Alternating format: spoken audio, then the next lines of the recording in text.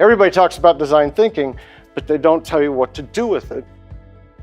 If we take a typical corporate approach to innovation, resources become an immediate block.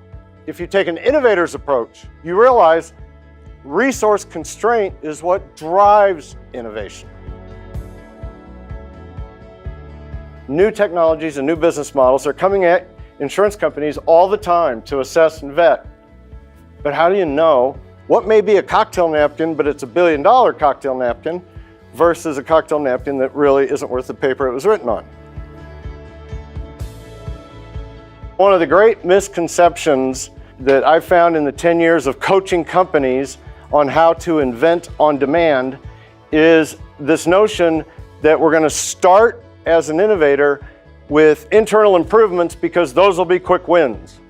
It's actually far easier to invent a new product or service than improve your IT backbone.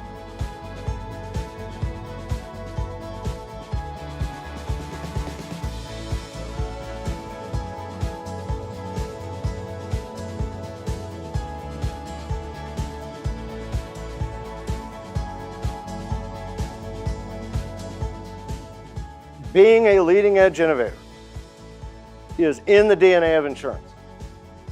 Now it is time to turn that DNA and loosen up those muscles and look back out on the things that face consumers.